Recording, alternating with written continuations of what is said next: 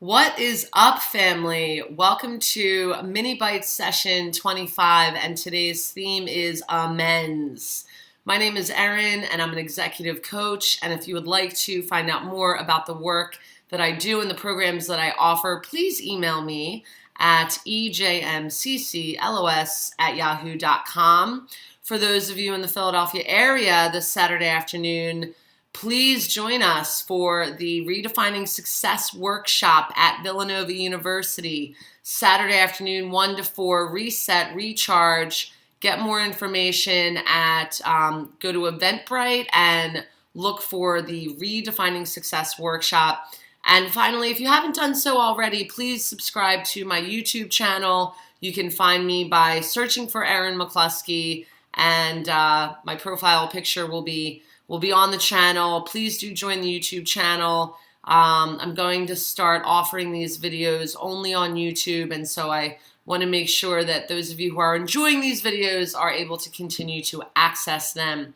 So amends, a really beautiful topic. I think it's something that is rather appropriate during the holidays, as we're spending more time with family and loved ones, and these individuals are generally our greatest teachers. And by that, I mean, those who challenge us the most in this life tend to be our greatest teachers. And why is that important to remember? It's important to remember because, number one, we appreciate and we feel good. We love our supporters. We love our cheerleaders. But it's actually our challengers that in many cases do end up being our greatest teachers. And we can say the same thing about ourselves. So before I dive into this, I want to remind you all that we all, we're human. We make mistakes. We do things that impact others in both positive and negative ways. But even when we have that impact that's not positive, there is something to gain from it. So part of my process, when I have committed a wrongdoing for someone else, I go through a set of criteria and make a choice about is it a time for me to make amends or not. Before I go into that, the first thing I have to do is forgive and accept self and recognize that I have assisted this individual or these individuals in a certain way that has supported them to gain from this experience. So bringing me to my three subcategories: self-forgiveness, does not harm self, does not harm another. So the first criteria for making an amends is we really do need to forgive ourselves before we can step forward in a loving way and admit and acknowledge our wrongdoing. And the way that this happens, there's many ways to do it. The way that I shared with you today is remember and do not forget that even though you have committed this wrongdoing, there is a high likelihood that this person has gained from that experience. The only way that the individual has not gained from the experience is if they are not able to see the blessing in the wrongdoing, which does happen. And so for me personally, I do recognize that when I have committed a wrongdoing, that there's a good chance that both of us were able to gain from that experience. And I do my best to gain from that experience. And I forgive myself, but I also am comfortable acknowledging I am human and I've made a mistake. Sometimes this is way easier said than done.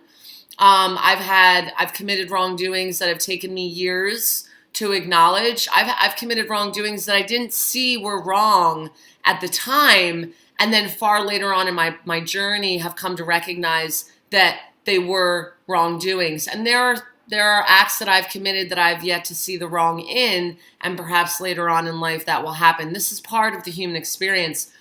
Does not harm self. So, it's sort of a light, high-level example.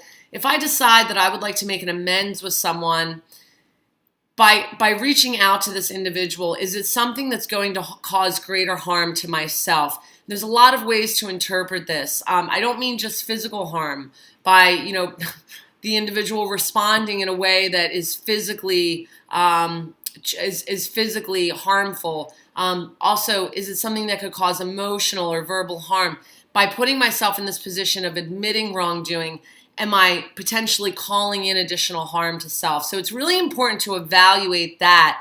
And then finally, it does not harm the other person. There are occasions where we've committed a wrongdoing. There are occasions where I've committed a wrongdoing, and it will not be a possibility for me to contact this person without them feeling inflicted with further harm by perhaps opening a wound that they've done a lot of work to heal. Perhaps this individual has moved on to a new chapter and they're comfortable at this place. And if I am reaching out to them, it may actually cause more harm than good.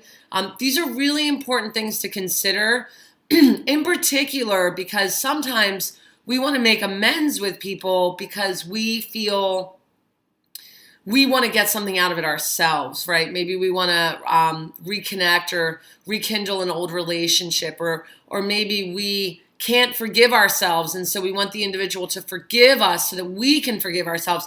These are lower frequency, lower vibrational intentions that will likely bring about an outcome that is less than desirable and creates more harm than good.